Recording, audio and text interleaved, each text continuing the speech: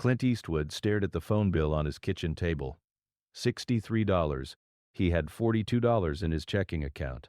His wife Maggie was pregnant with their first child. The rent was due in 5 days. His agent hadn't called in 3 weeks. The phone rang.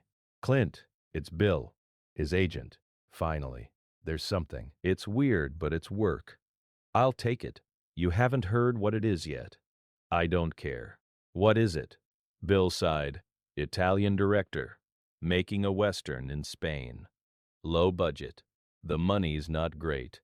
How much? 15,000 for 3 movies. Clint did the math quickly. 5,000 per film. That was less than he'd made on Rawhide episodes, but the TV show had been canceled 6 months ago. What's the catch? It's not Hollywood. You'd be gone for 3 months. Maybe more. And the director, nobody knows him here. Named Sergio Leone. Never heard of him. Nobody has. He's done some sword and sandal pictures in Italy. Nothing special. But he wants to meet you. Clint looked at the phone bill again. When? Tomorrow? He's in LA for 2 days. Leone sat in a cramped office in a building on Sunset Boulevard. He was massive. Over 6 feet tall, broad-shouldered, with thick black hair and intense eyes. Clint walked in. Leone looked him up and down. You're too pretty, Leone said in heavily accented English. Clint blinked. Excuse me, cowboys aren't pretty. They're rough, dangerous. Leone circled Clint like a predator examining prey. But maybe we can fix this. Fix what? Your face. Too clean. Too American television. Leone grabbed Clint's chin, turned his head left and right. You ever grow a beard? Sometimes grow one now. Don't shave until I tell you. And get cigars. Cheap ones, the kind that taste like dirt. What's this movie about? Leone sat down heavily. A man with no name. He comes to a town. 2 families fighting. He plays them against each other. Makes money. Maybe dies. Maybe lives. I haven't decided yet. That's it? That's everything. Leone lit a cigarette. Hollywood westerns are boring. Good guy wears white. Bad guy wears black. Everyone talks too much.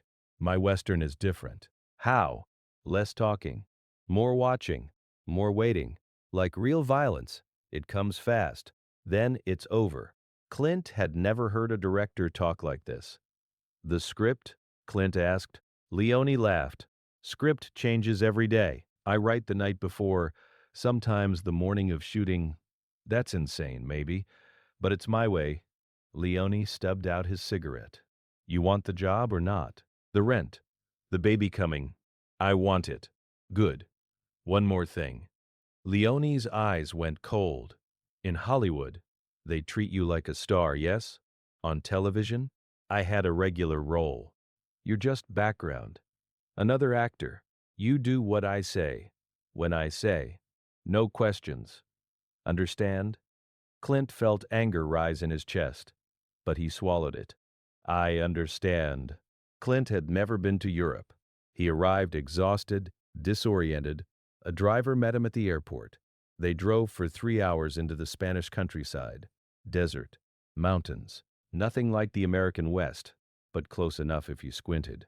The hotel was terrible. 1 bulb in the ceiling, a bed that sagged in the middle, a bathroom shared with 3 other rooms. Clint threw his suitcase on the bed. This was a mistake. He should have stayed in LA. Found commercial work. Someone knocked. Leone stood in the doorway. Tomorrow we start. 5 a.m., don't be late. I'll be ready. Leone looked at Clint's face. The beard? It's growing. It's been 3 days. Good. Keep growing it. Longer. Uglier. Leone turned to leave, then stopped. You ride horses? I grew up around them. You can do your own stunts? Most of them. All of them. I don't have money for stunt doubles. Leone left. Clint lay on the terrible bed, staring at the terrible ceiling, wondering what he'd gotten himself into. 5 a.m. came fast. Clint dressed in the clothes the costume department had left. A poncho, a hat, boots that didn't quite fit. He looked in the mirror. He didn't recognize himself. The set was chaos. Crew members shouting in Italian and Spanish, equipment scattered everywhere. No organization he could see. Leone stood in the middle of it all, calm as stone. Clint, come here. Today you ride into town, you get off your horse, you look around. That's all. That's the whole scene. That's everything. But the looking, this is important. You're not looking at the town. You're reading it, understanding it, calculating. My character is smart. Your character is a predator. He sees weakness, opportunity, danger. Leone put his face close to Clint's. In Hollywood westerns, heroes smile. They talk about justice, morality. Your character doesn't care about any of that. He cares about money. Survival? So he's the villain. He's not villain, he's not hero. He's just a man. Leone stepped back. Now, show me how you walk. Clint walked a few steps. No. Too fast, too eager. Leone demonstrated moving slowly, deliberately. Each step measured. Like this, like you have all the time in the world. Like nothing can hurt you. Clint tried to copy it. Better. But the shoulders, too high. Relax them. They worked on the walk for 45 minutes. Just walking. Nothing else. Finally, Leone nodded. Good. Now we shoot. The actual filming took 12 minutes. Clint rode in, got off the horse, walked, looked around, cut, again. They did it 23 times. Each time, Leone wanted something slightly different. The angle of Clint's head, the speed of his dismount, the exact moment he turned. By take 23, Clint was furious, but he kept his mouth shut. A week into filming, Clint noticed something. His character barely spoke. In 7 days of shooting, he'd said maybe 30 words total. Between takes, he approached Leone. Am I ever going to have a real conversation in this movie? Leone smiled. Why would you? Because that's how characters develop. Through dialogue. No. That's how lazy writers develop characters. I develop character through action, through looks, through silence. But when you watch a Western, what do you remember? The speeches? No. You remember the gunfight, the standoff, the moment before someone draws. Clint had to admit Leone had a point. In my movie, Leone continued, silence is more powerful than words. When you finally speak, it matters. It means something. That night, Clint studied his script. He counted his lines. The entire movie, his character had maybe 3 pages of dialogue, maybe. In Hollywood, he would have complained to the producers, demanded rewrites. This was career suicide. Nobody became a star playing a nearly mute character. But something about Leone's confidence made Clint trust him, or at least want to see where this was going. 3 weeks into production, Clint started to understand what Leone was creating. Every shot was composed like a painting. Leone would spend 30 minutes adjusting the position of a barrel in the background. He'd make the crew wait 2 hours for the sun to be in exactly the right position. The other actors complained constantly. The American producer screamed about being behind schedule. Leone ignored them all. This shot needs to be perfect, he'd say. Not good. Perfect. Leone was obsessed with close-ups. He'd film Clint's eyes for minutes at a time. Just eyes, nothing else. The audience needs to see you thinking, Leone explained. They need to see the calculations, the danger. The Italian composer visited the set one day. Ennio Morricone. He and Leone argued in rapid Italian for hours.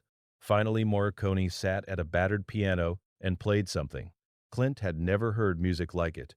Haunting. Strange. Electric guitar mixed with trumpets and whistling. It sounded nothing like traditional Western scores. Leone grinned. This is the sound. Halfway through filming, Clint called Maggie from a payphone in the village. How is it? She asked. I don't know. It's either going to be brilliant or a complete disaster. Which do you think? Both? Neither? Clint laughed bitterly. I can't tell. Leone is either a genius or insane. What does your gut say? Clint thought about it. He knows something. About Westerns. Something nobody else knows. But whether audiences will respond, I have no idea. Do you trust him? But I believe he believes in this. Then see it through. After hanging up, Clint walked back to the set. Leone was arguing with the cinematographer, both men gesturing wildly. Clint had worked on dozens of productions, TV shows, B-movies, small roles and bigger pictures. He'd never seen a director care this much, fight this hard for his vision. Maybe that was worth something. The climactic gunfight took 6 days to film. It was only 3 minutes of screen time, but Leone choreographed every second like a ballet. Faster, he'd shout.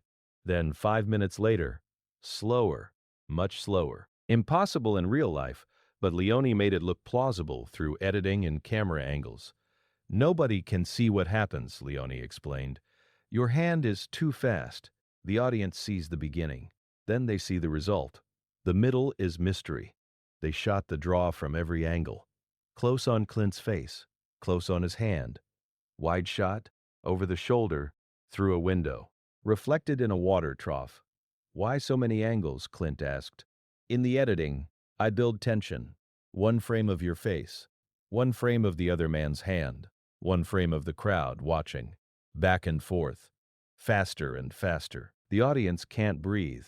Then, bang. Clint had never thought about filmmaking this way. Every shot was a piece of a puzzle. Leone saw the complete picture in his head. He was just gathering the pieces. On the 6th day, they finally got the take Leone wanted. Perfect, he said. Just that one word. But the way he said it, Clint knew they'd created something special. The last day of filming arrived. 3 months in Spain, 90 days of Leone pushing, demanding, reshaping every scene until it matched his internal vision. The crew threw a small party, wine and bread and cheese, everyone exhausted but relieved. Leone pulled Clint aside. You were good. Coming from Leone, those 3 words meant everything. Thank you. The other actors, they complained. They wanted more lines. Bigger scenes. You didn't. I learned to trust you. Leone lit a cigarette. In 6 months, this movie opens in Italy. Maybe it's successful. Maybe nobody sees it. I don't know. What do you think will happen? I think we made something different. New. Whether people want something new, Leone shrugged. We'll see. And if they don't, Leone looked at Clint directly. You should do the same. Don't go back to television. Don't take safe roles. Take risks. Easy to say when you're not worried about paying rent. I worry about rent every day. I'm always one movie from being finished. Leone smiled. That's why you take risks. You have nothing to lose. Clint flew home. Maggie was 8 months pregnant. Their daughter would be born 3 weeks later. He tried to work. His agent sent him on auditions. Nothing clicked. Directors saw him as a TV actor, a cowboy from Rawhide. They couldn't imagine him as anything else. 6 months after filming wrapped, the movie opened in Italy. It was called A Fistful of Dollars. Clint waited for news. Nothing. Then, slowly, reports started filtering back. The movie was playing in small theaters, making decent money. Not a blockbuster, but not a disaster either. 3 months later, it opened in Germany, then France. Each time it did a bit better. Finally, a year after production ended, Clint got a call from Bill. Your Italian movie. What about it? It's becoming a phenomenon in Europe. People are lining up around the block. They're calling you the man with no name. Clint felt something stir in his chest. Hope? Validation? What does that mean? It means Leone wants to make a sequel. And he wants you back. This time Clint negotiated. He got $50,000, a percentage of profits. Better accommodations. Leone greeted him in Spain like an old friend. You've gotten famous, Leone said. In Europe. Nobody knows me in America. They will. We make this one bigger, better, more violent, more style. The second film was called For a Few Dollars More. Everything Leone had done in the first movie, he amplified. Longer close-ups, more stylized violence, even less dialogue. Clint's character became even more enigmatic, more dangerous, more fascinating. During filming, American distributors started paying attention. The first movie was being dubbed for release in the States. Early word was positive. "See?" Leone said. "I told you, people want something new." The second film finished. Leone immediately wanted to make a third. 3 movies. A trilogy. We ended perfectly. The biggest, most epic Western ever made. "The good, the bad, and the ugly," Clint read from the treatment. "Your character is the good. But he's not really good. Just less bad than the others." Leone grinned. "I want it to be bigger than anything Hollywood has done." The third film was madness. Leone had a real budget this time. He staged elaborate battle scenes, blew up bridges, cast thousands of extras. Clint's role was even more physical. He spent 2 weeks crawling through a desert, another week in a cemetery dodging explosions. "You're trying to kill me," Clint joked after a particularly brutal day. "I'm trying to make you immortal," Leone replied. The final scene, the three-way standoff in the cemetery, took 8 days to film. Leone shot it from every conceivable angle. He built the tension until it was almost unbearable. When they wrapped, Clint knew this wasn't just a good movie. This was something that would last. A Fistful of Dollars opened in the United States in January 1967, 2 years after it premiered in Italy. The reviews were mixed. Critics didn't know what to make of it. Too violent, too strange, not enough dialogue. But audiences loved it. Clint started getting recognized on the street.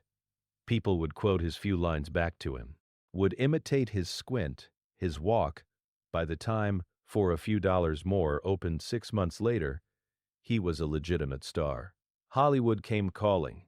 Directors who'd ignored him suddenly wanted meetings. Studios offered contracts. But Clint was careful. He'd learned from Leone. He didn't take the first offer. He waited for the right project. When The Good, the Bad, and the Ugly opened, it became a massive hit. Critics who dismissed the first 2 movies started calling Leone a genius, calling the trilogy groundbreaking. Clint Eastwood was no longer just an actor. He was an icon. 20 years later, Clint sat in his director's chair. He was directing his own Western now. Unforgiven. He'd won Oscars as a director, produced dozens of films. A young actor approached between takes. "Mr. Eastwood, can I ask you something?" "Sure." "How did you know that the Leone films would work? That taking that risk would pay off?" About being broke in 1964. About Leone calling him just background. About 3 months in Spain that changed everything. "I didn't know," Clint said. "I just knew I had to try. And I knew Leone believed in something, even if nobody else did. What if it had failed? Then I would have tried something else." The point isn't whether you succeed. The point is whether you're willing to risk failure to do something different. The young actor nodded, not quite understanding. He would, eventually. Or he wouldn't. That was up to him. Clint made over 60 films after the Leone trilogy, directed more than 30, won every award Hollywood offered. But he never forgot those 3 months in Spain, the terrible hotel, the impossible director, the character who barely spoke but said everything. Leone died in 1989. Clint attended the funeral in Rome. He stood with other actors whose careers Leone had launched or transformed. "He saw something in us we didn't see in ourselves," one of them said. Leone had looked at Clint, a struggling TV actor with a pregnant wife and unpaid bills, and seen a legend. Not because Clint was special, but because Leone was willing to demand more, to push further, to ignore what Hollywood said was possible. Clint sat in his home office, looking at photographs from the Leone films, his younger self staring into the camera. That squint, that poncho, that attitude Leone had pulled out of him. His grandson wandered in. "Grandpa, what are you looking at?" "Old pictures, from a long time ago." "Is that you? You look different." "I was different. This was before, well, before a lot of things." "Were you famous then?" "No, I was nobody. Just another actor hoping for a break." "What happened?" "I met a director who told me I was just background, who said I was too pretty to be a real cowboy." "That's mean." "Maybe. But he made me prove him wrong. And in proving him wrong, I became exactly what he knew I could be." The boy looked confused. He'd understand someday. Or maybe he wouldn't. Not everyone needs to understand. Clint looked at the photograph again, at Leone standing beside him, that intense gaze, that absolute certainty. "You're just background," Leone had said, but what he meant was, "Show me you're not."